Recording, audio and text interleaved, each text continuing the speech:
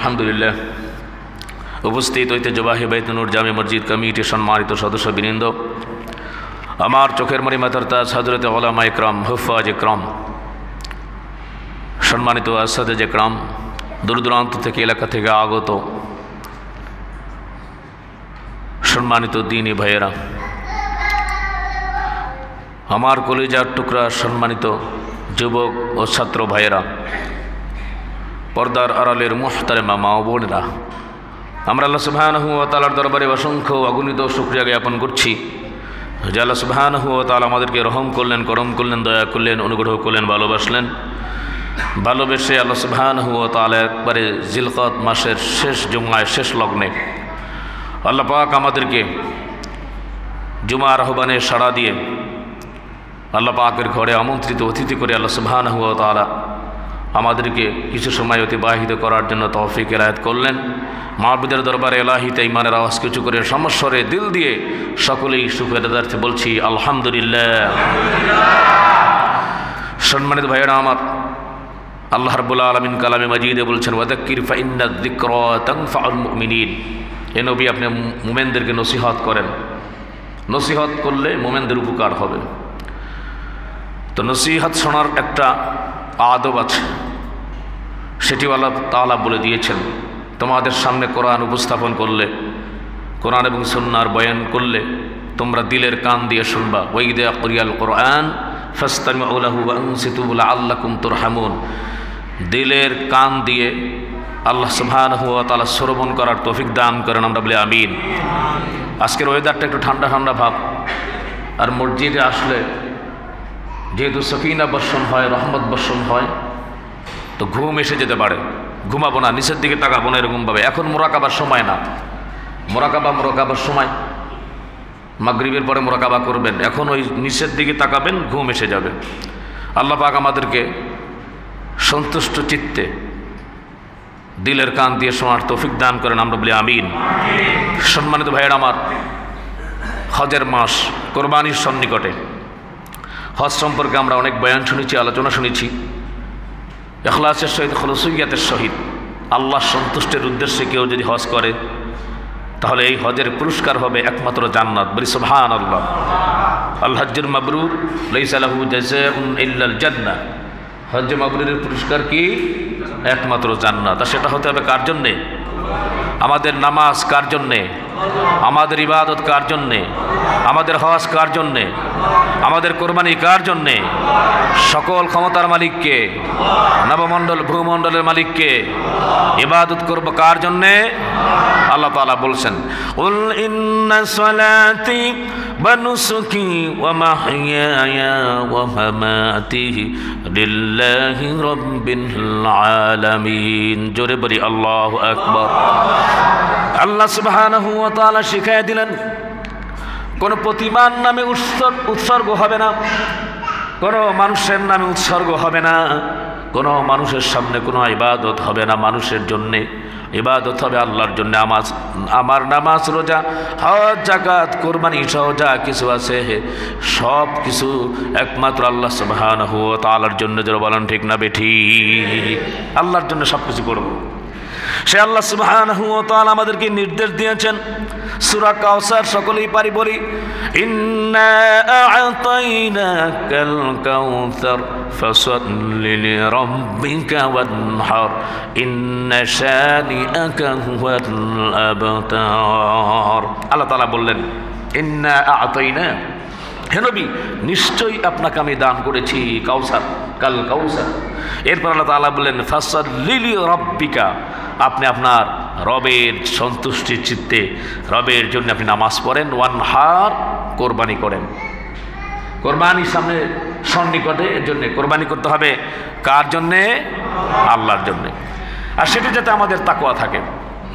আর কোরবানি করলে আল্লাহ সুবহানাহু ওয়া তাআলার সাথে বান্দার ভ্রাতৃত্বের বন্ধন নয়, শুধু আল্লাহ সুবহানাহু ওয়া তাআলার কাছে যেই সম্পর্ক স্থাপন হবে তা হচ্ছে আল্লাহর নৈকট্য লাভে আমরা ধন্য হতে পারবো। বলি সুবহানাল্লাহ। সম্মানিত ভাইয়েরা আমার, আমরা একে অন্যকে মহব্বত করি, ভালোবাসি। এই ভালোবাসার মাধ্যমে ভ্রাতৃত্বের বন্ধন মজবুত হয়। কিন্তু আল্লাহর সাথে আমাদের যে সম্পর্ক সেটা হচ্ছে স্রষ্টা এবং মাখলুক। আল্লাহ তাআলা তিনি সৃষ্টি করেছেন আর আমরা হচ্ছে তার সৃষ্টি, ঠিক কিনা জোরে বলেন? এর জন্য আল্লাহকে ভয় পেতে হবে, সেটিও তাকওয়া অর্জনের একটি উপায়, আল্লাহকে ভয় করা। আল্লাহ তাআলা বলছেন, ইয়া আইয়ুহাল্লাযীনা আমানুত্তাকুল্লাহ হাক্কা তুকাতিহি ওয়া লা তামুতুন্না ইল্লা ওয়া আনতুম মুসলিমুন। বলি সুবহানাল্লাহ। ও ঈমানদারেরা, ভয় করো আল্লাহকে। কাকে? আরো জোরে বলেন, কাকে? আল্লাহকে। এবং ভয় করার মতো করো যাতে করে তোমরা কি হতে পারো? মুত্তাকি হতে পারো। এবং আল্লাহ তাআলা বলছেন, মুসলমান না হয়ে কবরে এসো না। আল্লাহ পাক আমাদেরকে সঠিক মুসলিম হওয়ার তৌফিক দান করেন, আমরা বলি আমিন। সম্মানিত ভাইয়েরা আমার, তাকওয়ার দাম কিরকম? আল্লাহ সুবহানাহু ওয়া তাআলা বলেছেন, এই তাকওয়া ছাড়া, খোদাভীতি ছাড়া, আল্লাহর সন্তুষ্টি ছাড়া কোরবানি আল্লাহর দরবারে কবুল হবে না। কারণ আল্লাহ রাব্বুল আলামিন তিনি চান অন্তরের তাকওয়াটা। আল্লাহ সুবহানাহু ওয়া তাআলা পছন্দ করেন। এর জন্য নবী করিম সাল্লাল্লাহু আলাইহি ওয়াসাল্লাম বলেছেন, বুখারীর বর্ণনা, হযরত আবু হুরায়রা রাদিয়াল্লাহু তাআলা আনহু বর্ণনা করেছেন, মুসলিমের বর্ণনায় রয়েছে, ইন্নাল্লাহা লা ইয়ানজুরু ইলা সুওয়ারিকুম ওয়া আমওয়ালিকুম ওয়ালাকিন ইয়ানজুরু ইলা কুলুবিকুম ওয়া আমালিকুম। আল্লাহ তাআলা দেখেন শুধু আমল এবং মন, কিন্তু তিনি দেখেন না তো কার্য কত ধন। বলি সুবহানাল্লাহ। ধন সম্পদ আল্লাহ তাআলা দেখবেন না, আমল দেখবেন, মন দেখবেন। বলে সুবহানাল্লাহ। চেহারা কার কিরকম সেটি দেখবে না, আমল দেখবেন, মন দেখবেন। সামনে কোরবানি আসতেছে, আমার কোরবানিটা যেন নষ্ট না হয়ে যায়, মানুষকে দেখানোর জন্য যেন কোরবানি না হয়।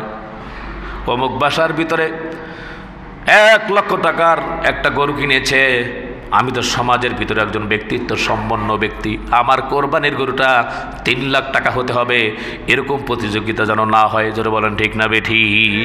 এটা এমন হবে যে হ্যাঁ, আমি বেশি করে আল্লাহ সুবহানাহু ওয়া তাআলার উদ্দেশ্যে, আল্লাহর সন্তুষ্টির জন্যে আমি আরো বেশি করে ব্যয় করব। সুবহানাল্লাহ বিহামদি। এরকম নিয়ত থাকলে বাড়ায়া দিবেন কে? আরো জোরে বলেন কে? তাই আল্লাহ তাআলা বলছেন, সূরা হজের 37 নম্বর আয়াতে আল্লাহ তাআলা বলে দিলেন, লা ইয়ানালাল্লাহা লুহুমুহা ওয়ালা দিমাউহা ওয়ালাকিন ইয়ানালুহু التقوى منكم كذلك سخرها لكم لتكبروا الله على ما هداكم وبشر المحسنين। জোরে বলি আল্লাহু আকবার। আর জোরে বলি আল্লাহু আকবার। আল্লাহ সুবহানাহু ওয়া তাআলা বলছেন, আল্লাহ সুবহানাহু ওয়া তাআলার কাছে তোমরা যে গরু কোরবানি করেছো, গাভী কোরবানি করেছো বা উট কোরবানি করেছো, এই কোরবানির গোশত এবং রক্ত আল্লাহর কাছে পৌঁছায় না, আল্লাহর কাছে যায় না।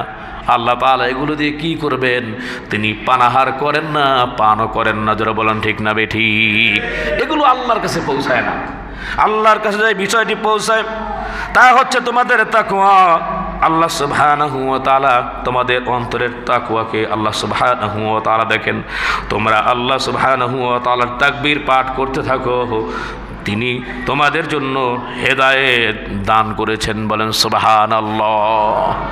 বেশি বেশি করে এই যে আপনার জিলহজ মাস আসলে সাহাবীরা আমল করতেন। ইমাম বুখারী রাহমাতুল্লাহ আলাইহি বলেছেন, হযরত আবু হুরায়রা রাদিয়াল্লাহু তাআলা আনহু বেশি বেশি করে তাকবীর পড়তেন, আল্লাহু আকবার, লা ইলাহা ইল্লাল্লাহ, আল্লাহু আকবার, আল্লাহু আকবার, ওয়ালিল্লাহিল হামদ। বেশি বেশি করে পড়বেন। এই মাসটা আসলে বেশি করে তালবিয়া, লাব্বাইক আল্লাহুম্মা লাব্বাইক, লা শারীকা লাকা লাব্বাইক, ইন্নাল হামদা ওয়ান নি'মাতা লাকা ওয়াল মুলক। এই তালবিয়া পড়ার কারণে আল্লাহ সুবহানাহু ওয়া তাআলা হতে পারে, হ্যাঁ, আল্লাহ আপনাকে খানায়ে কাবার মেহমান বানাতে পারেন ইনশাআল্লাহ। সম্মানিত ভাইয়েরা আমার, এই যে কোরবানিটা প্রত্যেক যুগে আল্লাহ সুবহানাহু ওয়া তাআলা ওয়াজিব করেছিলেন। আল্লাহ তাআলা বলছেন সূরা হজের 34 নম্বর আয়াতের ভিতরে, ওয়ালিকুল্লি উম্মাতিন জাআলনা মানসাকান লিয়াযকুরুসমাল্লাহি আলা মা রাযাকাহুম মিন বাহিমাতিল আনআম ফাইলাহুকুম ইলাহুন ওয়াহিদুন ফালাহু আসলিমু ওয়া বাশশিরিল মুখবিতিন।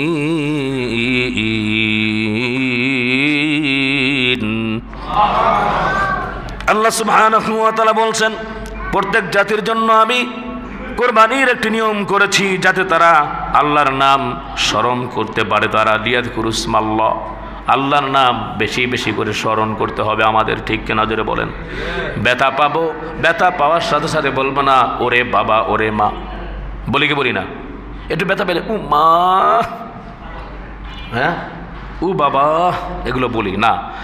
বেশি দুঃখে কষ্টে সদা সর্বদা যেমনি হোক একটু ব্যথা পাইলেও বলবো আল্লাহ, ঠিক কিনা? মৃত্যুর সময় যখন যন্ত্রণা হবে ও মা বাবরে আপনার চিৎকার করা লাগবে না, আল্লাহ রাব্বুল আলামিনের আপনি তাকে ডাকবেন, তো আপনার মৃত্যুর যন্ত্রণা লাঘব হয়ে যাবে ইনশাআল্লাহ। আল্লাহ তাআলা বলছেন লিয়াযকুরুসমাল্লাহ, বেশি বেশি করে আল্লাহ পাকের বরত্ব প্রকাশ করো, আল্লাহর নাম ডাকো। আলা মা রাযাকাহুম মিন বাহিমাতিল আনআম, যে সমস্ত জন্তু তিনি রিজিক হিসেবে দিয়ে দিয়েছেন। তারপর ফা ইলাহুকুম ইলাহু ওয়াহিদ ফালাহু আসলিমু, তোমাদের রব তো ইলাহ তো একমাত্র আল্লাহ, ঠিক কিনা যারা বলেন? নাকি আর কেউ আছে?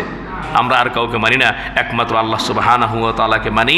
এর জন্য আল্লাহ তাআলা বলছেন ফালাহু আসলিমু, আত্মসমর্পণ করো আমার দিকেই। আর আল্লাহ তাআলা বলছেন ওয়াবাশশিরিল মুখবিতিন, যারা অনুগত হবে, যারা আত্মসমর্পণ করবে, যারা আল্লাহ পাকের হুকুম যে সামিআনা ওয়া আতানা, শুনলাম মানলাম। হ্যাঁ, বর্তমান তো কোরআন এবং সুন্নাহ বিরোধী কর্মকাণ্ড রাস্তায় রাস্তায় এদিকে ওদিকে আমরা দেখতে পাচ্ছি। জানি না যে এদের পিতামাতা কোথায় থাকে, কিভাবে এটা জন্মগ্রহণ করেছে। এমন এমন বাক্য তারা মুখ দিয়ে অশ্লীল ভাষায় উচ্চারণ করে, আমরা আশ্চর্য হয়ে যাই, কিংকর্তব্য বিমূঢ় হয়ে যাই যে আসলে কি আমরা বাংলাদেশে আছি না নাই। সম্মানিত ভাইয়ের আমার, অশ্লীলতা যদি বৃদ্ধি পায় সমাজ নষ্ট হয়ে যাবে। নাউযুবিল্লাহি মিন যালিক। কি অবৈধ আইন চিন্তা করছেন আপনি? শয়তানের কি কুমন্ত্রণা দিচ্ছে তাদেরকে। একজন হাজব্যান্ড তার স্ত্রীর সাথে সে বিশেষ করে সময় কাটাবে, হাজব্যান্ডের মনে চাইলো তাকে, যেখানে কোরআন সুন্নাহ বলছে, আল্লাহ নবী বলেছেন তোমার স্বামী যদি তোমাকে ডাকে নফল নামাজ ছেড়ে দিয়ে আসো, কোনো কিছু পাকানো হলে বন্ধ করে চলে আসো, স্বামীর ডাকে সাড়া দাও, বলে সুবহানাল্লাহ। আর সেইখানে বলছে যে স্বামী যদি তাকে জোর করে তাহলে স্বামীর বিরুদ্ধে ধর্ষকের মামলা দেওয়া যাবে, বলে নাউযুবিল্লাহ। আর তারা কি করলো? ধর্ষকের এদিকে দিবে স্বামীর নামে মামলা, আর পুরুষ কোয়ার্টারের যে পতিতা আছে তাদেরকে বানাবে শ্রমিক। তাহলে এই লোকটা কি করবে? সে মনে করবে স্ত্রীর কাছে যদি যাই এই সময় ধর্ষকের মামলা খাইতে হবে, তাহলে পতিতলায় যাই, সেখানে তো আলহামদুলিল্লাহ জায়েজ করে দিয়েছে। জোরে বলেন নাউযুবিল্লাহ। কি বুঝলাম আমরা? তারা এরকম একটা বলতেছে না, চেয়েছিলাম হিস্সা হয়ে গেলাম, নাউযুবিল্লাহি মিন যালিক। এই ধরনের অশ্লীল ভাষা তারা প্রয়োগ করতেছে, অশ্লীলভাবে নিজেকে প্রদর্শন করে। বড় আফসোস, দুঃখ আর পরিতাপের বিষয় কি হচ্ছে আমাদের সামনে। যে যেখান থেকে আছি এর তীব্র প্রতিবাদ আমাদের করতে হবে, ঠিক কিনা যারা বলেন? এটা বাংলাদেশ, এটা ল্যাটিন আমেরিকা না।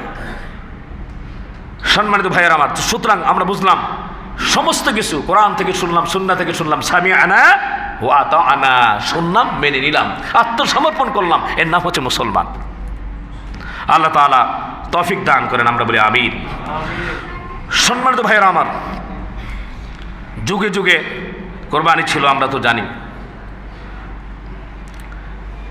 কোরবানির সূত্রপাত সেই শুরু থেকেই হযরত আদম আলাইহিস সালাম হাওয়া আলাইহিস সালামকে আল্লাহ তাআলা সৃষ্টি করেছেন। আর আল্লাহ তাআলা বলছেন ইয়া আইয়ুহান নাসু ইন্না খলাকনাকুম মিন যাকারিন ওয়া উনসা ওয়া জাআলনাকুম শুউবান ওয়া ক্বাবাইলা লিতাআরাফু ইন্না আকরামাকুম ইনদাল্লাহি আতকাকুম ইন্নাল্লাহা আলিমুন খাবীর। জোরে বলি আল্লাহু আকবার, আর জোরে বলেন আল্লাহু আকবার।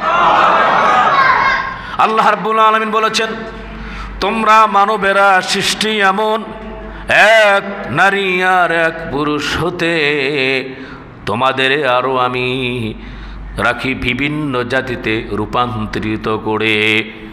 আল্লাহ তাআলার কাছে সবথেকে মর্যাদা বেশি তার, তোমাদের মাঝে যে অধিক পরহেজগার, বলেন সুবহানাল্লাহ। তাহলে একজন পুরুষ আর একজন মহিলা থেকে, অর্থাৎ আদম আলাইহিস সালাম হাওয়া আলাইহিস সালাম থেকে আমাদেরকে এক এক করে আস্তে আস্তে করে বিভিন্ন জাতি বর্ণ গোত্রতে রূপান্তরিত করে আল্লাহ সুবহানাহু ওয়া তাআলা সৃষ্টি করেছেন। আদম আলাইহিস সালাম, হাওয়া আলাইহিস সালাম তিনি যখন পৃথিবীতে আগমন করলেন, তারা দুইজন, আদম আলাইহিস সালাম এবং হাওয়া আলাইহিস সালাম, এই দুইজন, তো তাদের আল্লাহ সুবহানাহু ওয়া তাআলা সে সময় অথরিটি করেছিলেন, সিস্টেম করেছিলেন যে এক গর্ভে একজন ছেলে হতো আর একজন মেয়ে হতো। তো প্রথম গর্ভে এক ছেলে এক মেয়ে, তারা বোন ভাই। পরবর্তী গর্ভে আবার যে এরকমভাবে ছেলে আর মেয়ে হতো, তো তারা আর বোন ভাই হতো না। হ্যাঁ, তারা মোটামুটি, অর্থাৎ প্রথম যে গর্ভে যারা হলো তারা আপন বোন, এরপরে মানে গর্ভ যে একসাথে যারা হবে তারা হচ্ছে বোন ভাই, এবং প্রথম গর্ভতে দ্বিতীয় গর্ভ যারা হচ্ছে তারা এরকমভাবে একজন আর একজনের সাথে আল্লাহ সুবহানাহু ওয়া তাআলা বিয়ে বন্ধন এটা জায়েজ করেছিলেন। একমাত্র শীস আলাইহিস সালাম ছাড়া সকলে এরকমভাবে আপনার জোড়ায় জোড়ায় এসছে। তো হযরত আদম আলাইহিস সালামের সময়, ওই সময় তার দুই ছেলের ভিতরে বিভিন্ন বাক বিতণ্ড তর্ক শুরু হয়ে গেল কোনো এক কারণে। কি কারণে? আদম আলাইহিস সালামের দুই ছেলে ছিল হাবিল এবং কাবিল প্রথম যুগে। তো হাবিল সে খুবই তাকওয়াবান ছিল, পরেজগার ছিল, নেককার ছিল, ডিভোটেড ছিল। হাবিল সে পশুপালন করত, আর কাবিল করত আপনার ধান চাষ, গম চাষ, এই চাষাবাদে সে লিপ্ত ছিল, সে ফার্মার ছিল। তো ঘটনাক্রমে হাবিলের সাথে যে বোন হয়েছে তার নাম হচ্ছে লিউজা, একটু কালো কদাকার চেহারা।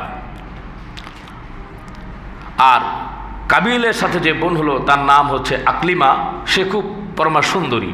এখন হাবিলের কপালে সুন্দরী মেয়ে জুটল, আর কাবিলের কপালে সেটা জুটল না। তো কাবিল খুব রাগ করলো। কাবিল বলল যে না, এটা তো হতে পারে না, আমি আমার সহোদর যে বোন আছে আমি তাকে বিয়ে করব। বলেন নাউজুবিল্লাহ। আসমানি যে সিদ্ধান্ত সে মানল না। না মানার কারণে হযরত আদম আলাইহিস সালাম আল্লাহ সুবহানাহু ওয়া তাআলার কাছে বললেন, আয় আল্লাহ তাআলা, আমি কি করতে পারি? আল্লাহ রাব্বুল আলামিন বললেন, কোরবানি করো। সে সময় কোরবানির পদ্ধতি বিশিষ্ট একটা যে বিষয় যেটি ছিল তা হচ্ছে যে কোরবানি যেটি সে করবে উন্মুক্ত মাঠে ময়দানে রেখে দিবে, আকাশ থেকে একটা আগুনের কুণ্ডুলি এসে সেটিকে ভস্ম করে দিবে, তাহলে বোঝা যাবে তার কোরবানি কবুল হয়েছে। তো দুজনে কোরবানি করলো। হাবিল সে দেখল তার পশুর ভিতরে যতগুলি পশু ছিল, সে পশুপালন করত, সব থেকে তাজা এবং সব থেকে ভালো, দেখতে খুব আকর্ষিত এরকম একটা প্রাণী সে কোরবানি করার জন্য সে আল্লাহ সুবহানাহু ওয়া তাআলার কাছে সুপর্দ করলো। আর কাবিল কি করলো? যেগুলো এরকমভাবে খড়কুটো, যেগুলো কোনো কাজে আসে না, এগুলো এরকমভাবে রশি দিয়ে বেঁধে এগুলো সে কোরবানি করলো। বলেন নাউজুবিল্লাহ। তো আল্লাহ তাআলা তাকওয়া দেখেন এবং মম দেখেন। তো যখন এরকমভাবে দুইজনেই আল্লাহ সুবহানাহু ওয়া তাআলার কাছে কোরবানি উপস্থাপন করলো, আল্লাহ তাআলা অন্তরের তাকওয়া দেখলেন, মম দেখলেন। আল্লাহ রাব্বুল আলামিন হাবিলের কোরবানিকে কবুল করলেন। বলেন সুবহানাল্লাহ। এখন সে শত্রু হয়ে গেল। এখন সে কাবিল হাবিলকে হত্যা করতে চায়। আল্লাহ সুবহানাহু ওয়া তাআলা সূরা মায়েদার 27 নম্বর আয়াতের ভিতরে আল্লাহ রাব্বুল আলামিন বললেন, ওয়াতলু আলাইহিম নাবা ইবনাই আদম বিল হক ইয ক্বাররাবা কুরবানান ফাতুকুব্বিলা মিন আহাদিহিমা ওয়া লাম ইউতাকাব্বাল মিনাল আখর ক্বালা লাআকতুলান্নাকা ক্বালা ইন্নামা ইয়াতাকাব্বালুল্লাহু মিনাল মুত্তাকিন। জোরে বলি আল্লাহু আকবার। প্রিয় হাজরিন, আদম আলাইহিস সালামের দুই পুত্র, তাদের খবর আল্লাহ তাআলা বলছেন সঠিকভাবে জানিয়ে দাও। ওয়াতলু আলাইহিম, তেলাওয়াত করে দাও, জানিয়ে দাও, নাবা ইবনাই আদম, আদম আলাইহিস সালামের দুই পুত্রের সংবাদ, বিল হক, যথাযথভাবে। ইয ক্বাররাবা, তারা কোরবানি করেছিল, কুরবানান ফাতুকুব্বিলা মিন আহাদিহিমা ওয়া লাম ইউতাকাব্বাল মিনাল আখর, একজনের কোরবানি কবুল হলো আর একজনের কোরবানি কবুল হলো না। খেয়াল করবেন ভাই, কোরবানি কিন্তু আমাদের সকলকেই দিতে হবে। বলে কিভাবে? এখন সেরকম বড় লোক যে ওই কোরবানির যে 4 দিনের মধ্যে বাদ বাকি না, মোটামুটি 1 ভাগ দেওয়ার যার তৌফিক আছে তাকে কোরবানি দিতে হবে। তাহলে এরকম এখন ফকির যারা আছে তাদের কাছেও 1 ভাগ দেওয়ার 15-20,000 30,000 টাকা তাদের কাছে অবশ্যই থাকে, তাও আবার মোটামুটি চিপা চাপায় থাকে। তো কোরবানি যে দিবেন, আবার অনেকে ধনাঢ্য ব্যক্তি আছে, রিচম্যান, হ্যাঁ, তারাও তো কোরবানি দিবেন। তাদের খুব জানা দরকার যে আল্লাহ পাক তাকওয়া পছন্দ করেন, হারামভাবে অর্জিত সম্পদ আল্লাহ তাআলা গ্রহণ করবে না। অনেকে অনেক চিন্তা করি এরকমভাবে, এটাই বেশি হচ্ছে এখন। কোরবানি করবে, জবাই করে সব গোস্ত ফ্রিজে, গরিব মানুষের সামনে দাঁড়ায় আছে, এদেরকে দেয়ও না। ঠিক কেনা জোরে বলেন। আর গরিব তো দূরের কথা, প্রতিবেশী যারা আছে কোরবানি দেয় না, এদেরকেই দেয় না। আছে না নাই জোরে বলেন? আছে। বেশিরভাগ ক্ষেত্রে এরকম ভাবে খুব সতর্কতা অবলম্বন করতে হবে ভাইয়েরা আমার। গোস্ত খাওয়ার জন্য আপনি কোরবানি দিয়েছেন, তা আপনি কোরবানি তো হবে না, দেখানোর জন্য আপনি কোরবানি করলেন। এই কোরবানি দিয়ে কি করবেন আপনি?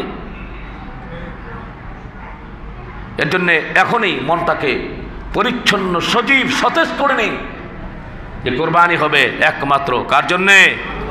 আল্লাহর জন্যে। আল্লাহ রাব্বুল আলামিন একজনেরটা কবুল করলেন, আর একজনেরটা কবুল করলেন না। যখন কাবিলেরটা কবুল হলো না, কাবিল বলল লাআকতুলান্নাক, আমি তোমাকে হত্যা করব। জোরে জোরে বলেন নাউজুবিল্লাহ। হাবিল বুঝায় বলল, ভাই কেন আমাকে হত্যা করবা, কারণ কি? তুমি কি জানো না আল্লাহ সুবহানাহু ওয়া তাআলা তাকওয়াবান যে ফরেজগার মুত্তাকি, যে আল্লাহ সন্তুষ্টি উদ্দেশ্যে যে এই কাজ করা হয় আল্লাহ সেটা কবুল করেন। তোমার অন্তরে তুমি তাকওয়ার বীজ বপন করো, আল্লাহ তোমাকে কবুল করে নেবেন। বলেন সুবহানাল্লাহ। ওয়ালা ইন্নামা ইয়াতাকাব্বালুল্লাহু মিনাল মুত্তাকিন, আল্লাহ তাআলা মুত্তাকিদের আমল পছন্দ করেন। বলি সুবহানাল্লাহ। মুত্তাকি হওয়াটা চারটিখানি ব্যাপার না, এটা মুজাহাদার ব্যাপার। অনেক কষ্ট করতে হবে নিজেকে আল্লাহ সুবহানাহু ওয়া তাআলার সামনে মুত্তাকি হিসেবে উপস্থাপন করতে চাইলে। লাইম বাসাত্তা ইলাইয়া ইয়াদাকা লিতাকতুলানি মা আনা বিবাসিতি ইয়াদি ইলাইকা লিয়াকতুলাক ইন্নী আখাফুল্লাহ রাব্বাল আলামিন। হাবিল বলতেছে, তুমি যদি আমাকে হত্যার জন্য হাত বাড়াও, মুসলমানের কথা, মুমিনের কথা কি একটু চিন্তা করে দেখেন। তুমি যদি লাইম বাসাত্তা, তুমি যদি প্রসারিত করো ইলাইয়া ইয়াদাক, তোমার হাত আমার দিকে হত্যা করার জন্য, লিতাকতুলানিহি, তুমি যদি আমাকে হত্যা করতে চাও, তবে আমি বলি শোনো, মা আনা বিবাসিতি ইয়াদি ইলাইক লিয়াকতুলাক, আমি তো আমাকে হত্যা করার জন্য হাতকে প্রসারিত করব না। ইন্নী আখাফুল্লাহ, আমি একমাত্র ভয় পাই আল্লাহকে, রব্বুল আলামিন, যিনি বিশ্ব জগতের প্রতিপালক। বলেন সুবহানাল্লাহ। আর জোরে বলি সুবহানাল্লাহ। আর আমরা কি শুনি?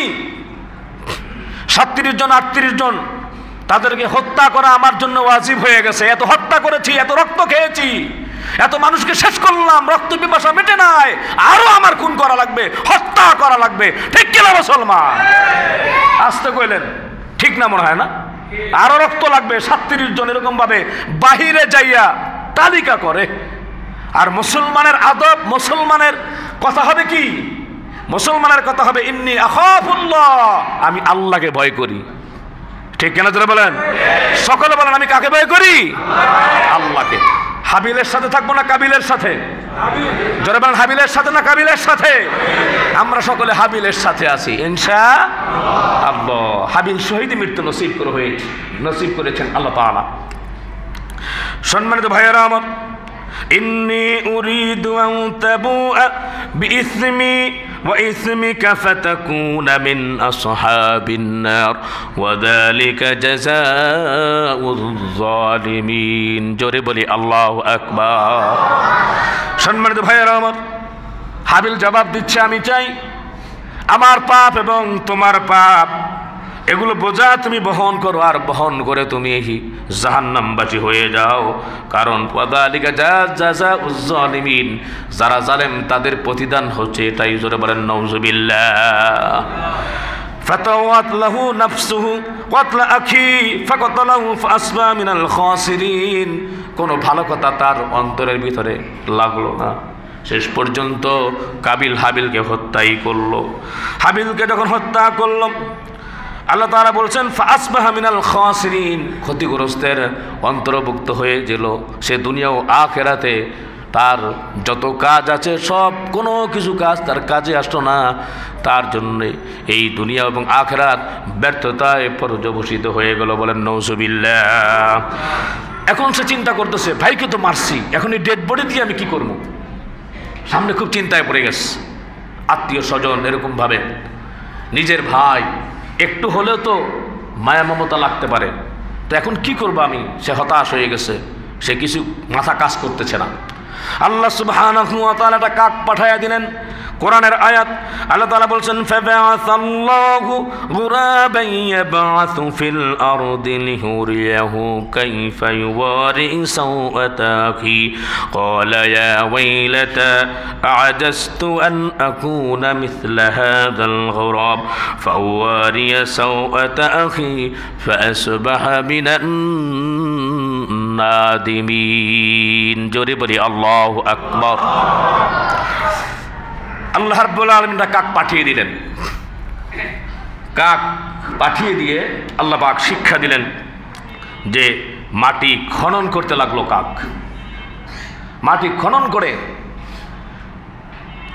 কাকের মাধ্যমে শিক্ষা দিলেন যে এই মানুষটাকে তুমি যাকে হত্যা করেছো, এতে মাটির ভিতরে এরকমভাবে উপরে মাটি দিয়ে তারপরে তাকে রেখে দাও, তাকে গোপন করো।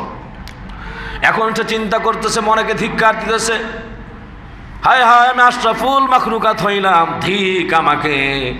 একটা কাকের যে বুদ্ধি আছে সেই বুদ্ধিটাও তো আমার নাই। আমি কাকের থেকে অদম হয়ে গেলাম। আমি আমার ভাইয়ের লাশটা কিভাবে দাফন করব সেটাও তো আমি জানতে পারলাম না। নিজে যে কাকের থেকে আমার শিক্ষা নেওয়া লাগলো, ঠিক। আর সেরকমভাবে নিজে নিজে অনুতপ্ত হলো। অনুতপ্ত হয়ে আর কি হবে? সম্মানিত ভাইয়ের আমার, সেখান থেকেই কোরবানি আপনার আস্তে আস্তে করে উম্মতে মুহাম্মাদি সহ কোরবানির এই বিষয়গুলি মানুষের সামনে আল্লাহ সুবহানাহু ওয়া তাআলা উপস্থাপন করলেন। যুগে যুগেই কোরবানি ছিল। তো কোরবানিটি আল্লাহ সন্তুষ্টির উদ্দেশ্যে করতে হবে। আল্লাহ রাব্বুল আলামিন যেভাবে বলেছেন সেভাবে, যেই প্রাণী কোরবানি দেওয়ার জন্য বলেছেন সেটা। সম্মানিত ভাইয়ার আমার, প্রিয় হাজিরিন, বনি ইসরাইলের সেই বাছর পূজা, গো পূজা থেকে এখনো পর্যন্ত বিভিন্নভাবে উৎসর্গ হয়, প্রতিমার নামে, মূর্তির নামে, হ্যাঁ, বাছুরের নামে, কত নামে যে নাউজুবিল্লাহ মিন যালিক। আল্লাহ রাব্বুল আলামিন বলে দিয়েছেন সূরা মায়েদার 103 নম্বর আয়াত, মা জাআলাল্লাহু মিন বাহিরাতিন ওয়ালা সাইবাতিন ওয়ালা ওয়াসিলাতিন ওয়ালা হাম ওয়ালাকিন্নাল্লাযীনা কাফারু ইফতারুনা আলাল্লাহিল কাযিব ওয়া আকসারুহুম লা ইয়াকিলুন। বলে আল্লাহু আকবার। প্রিয় হাজিরিন, আল্লাহ তাআলা বাহিরা, সাইবা, ওসিলা এবং হামিকে শরীয়ত সিদ্ধ করেননি। যারা কাফের, আল্লাহর উপর মিথ্যা অপবাদ আরোপ করে, তারা অধিকাংশই বিবেক বুদ্ধি নাই। তারা এই ধরনের প্রতিমার সামনে এসব প্রাণীকে উৎসর্গ করে। জোরে বলেন নাউজুবিল্লাহ। কিভাবে তারা কোরবানি করত? মুসলিম ছাড়া, কিছু কাফের, কিছু মুশরিক, ইহুদি না ছাড়া সেরকমভাবে উৎসর্গ এখনো আছে। আর কিছু ভাইরাস মুসলমানের ভিতরে ঢুকছে। বাহিরা এমন এক জন্তুকে বলা হয়, সেই জন্তু যে তার দুধ প্রতিমা আছে, মানে মূর্তির সামনে উদ্দেশ্যেই তারা উৎসর্গ করত। বলেন নাউজুবিল্লাহ। এরপরে 2 নম্বর হচ্ছে সায়েবা। এটি ওই উটনি যার পশম কাটা থেকে দুধ পান তাদের জন্য নিষিদ্ধ মনে করত, এটাও প্রতিমার উদ্দেশ্যে উৎসর্গ করত। বলেন নাউজুবিল্লাহ। এরপর হচ্ছে ওসিলা, যে বকরি নর এবং মাদি বাচ্চা প্রসব করত, সেটিকেও সে প্রতিমার উদ্দেশ্যে জাহেল, মূর্খ, ইহুদি, নাসারা, খ্রিস্টান এবং হিন্দু তারা এটাকে ছেড়ে দিত। বলে নাউজুবিল্লাহ। বলি দিত। এই বলি প্রথা তো মনে হয় এখনো আছে, মনে হয় কালীর নামে, তমুকের নামে এরকমভাবে বলি, অমুক প্রতিমার নামে এরকমভাবে বলি। ওমর ফারুক রাদিয়াল্লাহু তাআলা সে জাহিলি যুগে ছিল, মানুষকে বলি দিত। নাউজুবিল্লাহ মিন যালিক। আর হামি পুরুষ উট যা রমণ ক্রিয়া সমাপ্ত করত, এরকম তার প্রতিমার উদ্দেশ্যে ছেড়ে দিত, শিরিক করত, নাউযুবিল্লাহ মিন যালিক। সব কিছু করতে হবে একমাত্র আল্লাহ সন্তুষ্টির উদ্দেশ্যে। ঠিক কিনা জোরে বলেন? আমাদের মুসলমানদের মধ্যে কিন্তু শিরিক এরকমভাবে ঢুকে গেছে।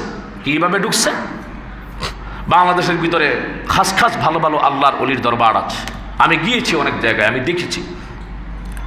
যেমন ধরেন চরমনাই, সারসিনা, উজানি, এরপরে মোকামিয়া, আর অনেক অনেক ভালো ভালো দরবার আছে বাংলাদেশের ভিতরে আহলে হকের সাথে যারা জড়িত।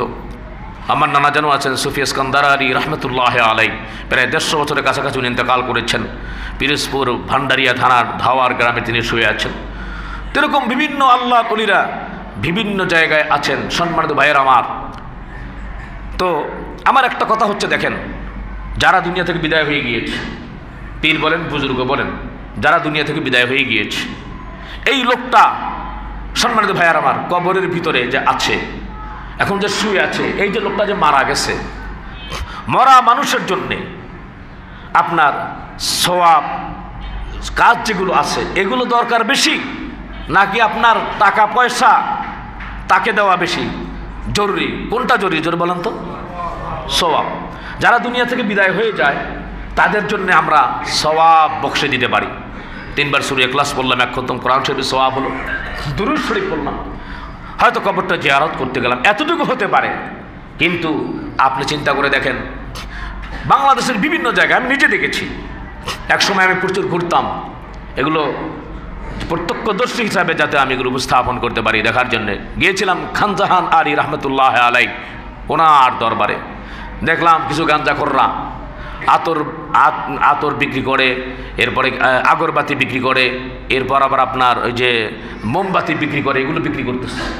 তো একদিক দিয়ে বিক্রি করে সারাদিন ঘুমায়া, আর এক দিক দিয়ে জট বাইদা জমাট বাইদা এগুলো ফালাই দেওয়া যায়। ওরা আবার এগুলো করে অন্য খাদেম দিয়ে আবার নিয়ে আসে, আবার সে ওই একই জিনিস বারবার বিক্রি করে, মাঝখান থেকে সে টাকা খায়। সেখানে দেখবেন এরকম মানুষ না খেয়ে মরতেছে, তো সেখানে এরকমভাবে বিভিন্ন রকমের আপনার যায়, ছাগল যায়, গরু যাও, কত কিছু যায় এরকমভাবে।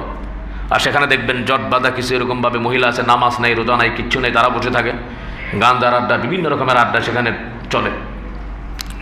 এগুলো আবার বেশি বৃদ্ধি পাওয়ার কারণ আছে। বাংলাদেশের সিনেমা যারা করছে, নাটক যারা করছে, এই প্রডিউসারদের চরিত্র মন মানসিকতা এত খারাপ ছিল, তারা ছবি নির্মাণ করার জন্যে এইসব এরকমভাবে বস্তি মুস্তি এদিক ওদিকে আর মাজারের ফালতু মাজার আছে আড্ডা, এগুলো ঘোরাফেরা করতো। সেখান থেকে কিছু কালেক্ট করে এটা সিনেমার মধ্যে দিয়েছে।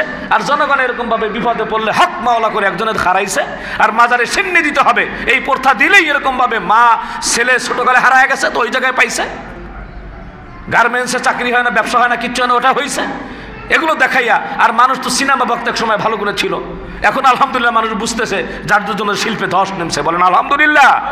এখন ওয়াজ মাহফিলে লক্ষ লক্ষ লোক হয়, ওদের সিনেমা দেখার জন্য এখন আর মানুষ হয় না, ঠিক কিনা বলেন? সম্মানিত ভাইয়ের আমার, তো এই ধরনের শিরিক এখনো চলতেছে। কোরআনের সাথে সম্পর্ক নাই, আলেমের সাথে সম্পর্ক নাই, সুন্নাহর সাথে সম্পর্ক নাই। বস্তি বসত বাড়ি যে জায়গায় কিছু জানে না কিছু না, দেখবেন মাজারাটা দেখলেই এমনি শুরু করে। আমি এক ড্রাইভারকে ভাড়া করেছিলাম, তার গাড়ি, মাহফিলে যাইতেছি, কেউ একটু থামেন, থাইমে দিয়ে মাজার দেখে এমনি করতেছে, টাকা দিয়ে দিল কিছু, টাকা দিলা কেন ওখানে? হুজুর ওলি আল্লাহ মানুষ, কার কাছে কি আছে এটা কি বলা যায়? এদের দোয়া পাইলে ব্যাস আমি জান্নাতে চলে যেতে পারবো, নামাজ নাই, রোজা নাই, দোয়া পেলে জান্নাতে যাবে। আশ্চর্য ব্যাপার স্যাপার। আগে নিজে আমল ঠিক করো। তো এই ধরনের আমরা বাংলাদেশে যারা আছি, এই যে বাবাটা বাংলাদেশে বাবার অভাব নাই, ভারতে মায়ের অভাব নাই। আপনি চিন্তা করে দেখেন, আমি আর একদিন দেখলাম মাজারে আপনার ওই যে কি বলে আমাদের গুলিস্তান গোলাপশাহ মাজার, সেখানে দেখলাম কিছু এরকমভাবে ধান্দাবাজ চুল টুলুস করছে। এ কী করলো, এক মহিলা টাকা দিল, টাকা আমার কাছে দেন, আমি মাজারের খাদেম। তো টাকা এরকমভাবে 2 হাতে নিয়ে ও এরকমভাবে দেখাইছে যে ফেলে নাই। ওই যে চিপা এরকমভাবে ছিল আপনার গ্রিল ছিল, গ্রিলের পাশে এরকমভাবে রাখছে, আর আমি তো দেখতেছি সামনে। আরেকজন দেখতেছে, সেও হাসতেছে। আমি দেখেন, যিনি এই ভদ্রলোক মাজারে আসেন, ওনার যদি কোনো করার ক্ষমতা থাকতো, আর ওনার যদি টাকা জরুরতি হইতো, উনি কবর থেকে আইসা ওরা এমন থাপড় দিতেন যে আমার টাকা তুই নিচসকে। ব্যাপারটা বুঝতে পেরেছেন ভাই? আমাদের ব্রেন পরিষ্কার করেন ভাই। হ্যাঁ, আলে হক আল্লাহর ওলিদের কাছে যাবেন, তাদের সোহবাতে সময় কাটাবেন, এটা আমি আপনাদেরকে নিষেধ করছি না। কিন্তু ভণ্ড বেদাতি শিরিক যারা আমাদেরকে উপহার দিচ্ছে, আপনারা তাদের ধারেও যাবেন না। যা কিছু আছে আপনার তাও পাংচার হয়ে যাবে, তাও শেষ হয়ে যাবে। এর জন্য আহলে হক আলেমদের কাছে আসতে হবে, কোরআনের সাথে আসতে হবে, সুন্নাহর সাথে আসতে হবে। তো হিন্দু খ্রিস্টান বৌদ্ধ যারা আছে তারা কি করত? ওই প্রতিমার সামনে উৎসর্গ করত, আর আমরা এরকমভাবে মাজার পূজা কইরা মাজারের সামনে টাকা পয়সা ধন দৌলত উৎসর্গ করি। ঠিক কিনা যারা বলেন? মাজারে দিবেন কেন? যদি সে খাস আল্লাহর ওলি হয়, তার জন্য কোনো শিক্ষা প্রতিষ্ঠান থাকে, মাদ্রাসা, সেখানে দেন। মসজিদ যদি থাকে মসজিদে দান করেন। ঠিক কিনা যারা বলেন? সুতরাং মাজারে দেওয়ার মধ্যে আমাদের কোনো লাভ নাই। এই জিহালাতের সাথে আমাদের কোনো সম্পর্ক থাকতে পারে না।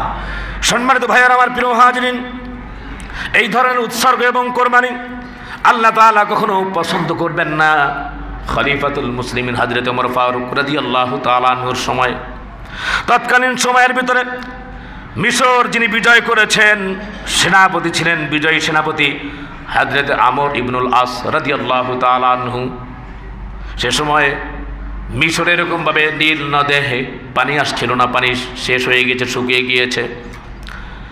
তৎকালীন সময়ের মানুষেরা এমন কোরবানি করত, বলি দিত তারা।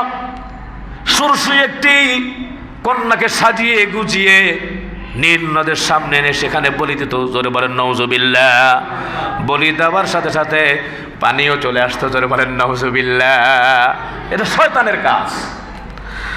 আমর ইবনুল আস রাদিয়াল্লাহু তাআলা আনহু, তার কাছে জনগণ সকলে আসলো আর বলতেছে,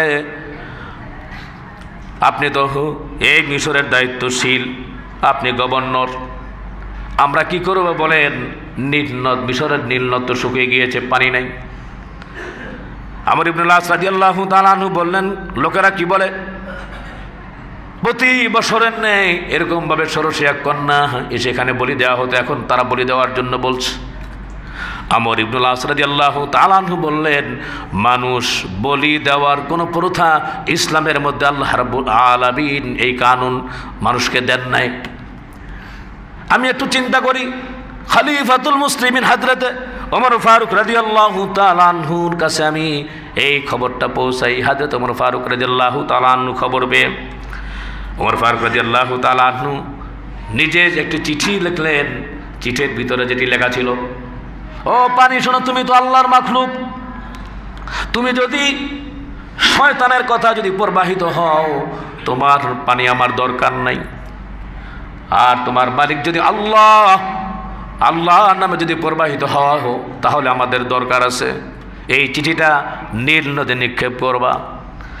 হযরত ওমর ফারুক রাদিয়াল্লাহু তাআলা আনহু নীল নদে যেদিন চিঠি নিক্ষেপ করবেন, হাজার হাজার মানুষ সমবেত হয়ে গিয়েছে।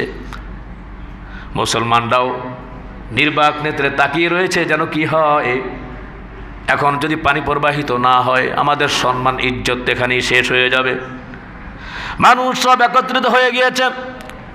হযরত আমর ইবনুল আস বিসমিল্লাহির রহমানির রহিম বাক্যটি বলে হযরত ওমর ফারুক রাদিয়াল্লাহু তাআলা আনহুর লিখিত চিঠি যখন নীল নদে, মিশরের নীল নদে যখন নিক্ষেপ করলো, কিছুক্ষণ পরে দেখা গেল নীল নদ এমনভাবে পানি প্রবাহিত হলো, 16 হাত পর্যন্ত উঁচু হয়ে গেল সেই নীল নদের পানি। আল্লাহ রাব্বুল আলামিন এখনো কমান নাই, এরকমভাবেই প্রবাহিত হচ্ছে। বলেন সুবহানাল্লাহ, আরো জোরে বলেন সুবহানাল্লাহ। তাহলে কি বুঝলাম সম্মানিত ভাইরা আমার? আল্লাহর হুকুমে এইসব হয়, আমাদেরকে যেতে হবে কোরআন সুন্নাহর পথে। সম্মানিত ভাইরা আমার, প্রিয় হাজরিন, এর জন্য আল্লাহ রাব্বুল আলামিন বলেছেন, ফাসাল্লি লিরাব্বিকা ওয়ানহার।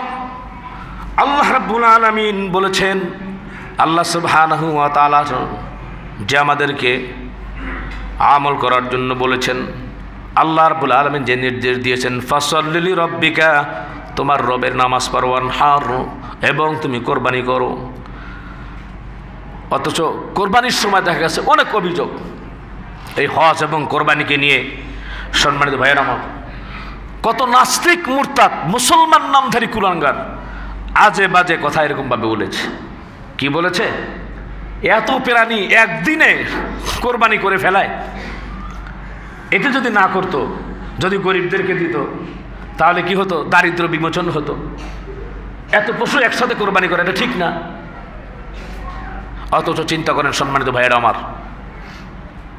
কুকুর যখন জন্ম হয় আন্নায় তো কমপক্ষে 3-4টা হয়, বিড়াল 3-4টা হয়, কি বলেন ঠিক না ঠিক বলেন? তো এগুলোর বরকত নাই। গরু একটা বাচ্চা প্রসব করে, বকরি একটা বাচ্চা প্রসব করে। আল্লাহ রাব্বুল আলামিন বরকত দিয়েছেন বিদায় আলহামদুলিল্লাহ। বাংলাদেশের ভিতরে মনে হয় আমরা এত গরু খাচ্ছে, ঢাকা শহরে এত বিক্রি হচ্ছে, তাও তো গরুর গোস্তের অভাব হয় না, কি বলেন ঠিক কিনা বেঠিক? তো সম্মানিত ভাইয়েরা আমার, তাদের কথা নিতান্তই একটা বোকামি কথা। আল্লাহ রাব্বুল আলামিন এটার যেহেতু ব্যয় বাড়িয়েছেন, উৎপাদন বাড়িয়ে দিয়েছেন কে? আল্লাহ। একটা বিষয় হলে আরো ক্লিয়ার হতে পারবেন, তা হচ্ছে দেখেন সারা পৃথিবীর ভিতরে এক সময় রিক্সা, সাইকেল, এমনকি এই যে জাহাজও ছিল না, পানির জাহাজও ছিল না, এটিও এক সময় ছিল না। তো সে সময় মানুষের বাহন ছিল উট এবং ঘোড়া। আমরা মাঝে মাঝে একটা কথা বলতাম, আগে কথা ছিল হাঁটতে পারো না, ঘোড়া দেখে খোড়া হয়ে গেছো না। ঠিকই, যখন যাদের বাসায় ঘোড়া ছিল না সামনে, তারা আসলেই খোড়া ছিল, কারণ কোনো বাহন ছিল না, তো কোথায় যাবে? তো উট ঘোড়া যখন ছিল তখন কিন্তু তৎকালীন সময়ের ভিতরে প্রত্যেকটা বাড়ির সামনে 2-1টা ঘোড়া উট দেখা যাইত। এখন বাংলাদেশে কয়জনের সামনে বাড়ির সামনে উট ঘোড়া দেখেন? কি বলেন, আছে নাকি? পুরো ঢাকা ঘুরলে মনে হয় পাওয়া যাবে না, কারণ যারা ওই যেরকমভাবে আপনার গুলিস্তান থেকে সদরঘাট যায়, হ্যাঁ, অথবা বিয়ে বাড়িতে আমন্ত্রণে মাঝে মাঝে কয়েকটা দেখা যায়, এছাড়া ঘোড়া আপনারা দেখেন? সম্মানিত ভাইয়েরা, উট দেখা যায়? উট তো আলহামদুলিল্লাহ খাওয়া যায়, ঠিক আছে, উটও আমাদের দেশে খুব কম, কিন্তু সৌদি আরবে খুব বেশি দেখা যায়। তখন চিন্তা করে দেখেন, উট আর ঘোড়া ওই সময় মানুষ যুদ্ধক্ষেত্রে ব্যবহার হতো, এর জন্যে আল্লাহ রাব্বুল আলামিন তার উৎপাদন বেশি বাড়িয়ে দিয়েছিলেন। এখন আলহামদুলিল্লাহ গরুর প্রয়োজন, এরপরে আপনার ছাগল বকরির প্রয়োজন, আল্লাহ রাব্বুল আলামিন এটার উৎপাদন প্রজনন আল্লাহ তাআলা বাড়িয়ে দিয়েছেন। বলো সুবহানাল্লাহ। বরকত দেওয়ার মালিক কে? আমরা এদিক ওদিক কারো কথা শুনবো না, আমরা শুনবো কার কথা? আরো জোরে বলেন, কার কথা? আল্লাহর কথা শুনবো। আল্লাহ সুবহানাহু ওয়া তাআলা যদি এমন হতো সেই বনি ইসরাইলের মতো, হ্যাঁ, বনি ইসরাইলের ওই যে হযরতে মূসা আলাইহিস সালাম, তিনি গেলেন আল্লাহ পাকের থেকে আদেশ নিষেধ আনতে, পিতা মানতে। এক নাগাদ 30 দিন তিনি খাবার খান নাই, রোজা রাখছিলেন। পরে আরো 10 দিন বাড়াইলেন। আল্লাহ রাব্বুল আলামিন তাকে এরকম ভাবে তখন কিতাব দিয়েছিলেন। ওই সময় সামিরি নামে একজন বদবক কুলাঙ্গার, সে কি করেছে, হযরত জিবরাইল আলাইহিস সালামের যে ঘোড়া, তার পায়ের মাটি নিয়ে যখন স্বর্ণরৌপ্য দিয়ে বানায় একটা এরকমভাবে আপনার গোবৎসকে যখন তার মুখের ভিতর মাটি নিক্ষেপ করলো, হাম্বা হাম্বা করা শুরু করলো, তখন সে জনগণকে বলতেছে, দেখো মুসাদের কাছে খবর নাই, সে আর আসবে না, আসো এই যে বাছুর, সেই তোমাদের খোদা, এর ভিতরে খোদা ঢুকছে, আসো আমরা এর পূজা করি। জোরে বলেন নাউজুবিল্লাহ। এই বাছুর পূজা, গরু পূজা এখনো শুরু হয়েছে, যেটা ভারতে এখনো আছে। বুঝতে পারতেছেন না? এত পূজা করে, এত ভালোবাসে আল্লাহ। আমরা মুসলমান হচ্ছে, আল্লাহ আমাদেরকে হেফাজত করছে। ওরা মুত খায়, মূত্র খায়, এবং সেটা এখন আপনার বোতলে করে বাজারজাত হচ্ছে। দুধও এত দাম না, হ্যাঁ, ভারতে আপনার এই যে গরুর মুতে যত দাম, আর আমরা এত তো গায়ে লাগাই না, কি বলেন ঠিক কিনা? সম্মানিত ভাইয়েরা আমার, সুতরাং মুসলমানের ধর্মটি হচ্ছে স্বচ্ছ, পরিষ্কার, পরিচ্ছন্ন। এদের সকল কাজগুলি আল্লাহর সন্তুষ্টির জন্য, ঠিক কিনা যারা বলেন? আল্লাহ তাআলা আমাদেরকে সঠিকভাবে আমল করার তৌফিক দান করেন, আমরা বলি আমিন।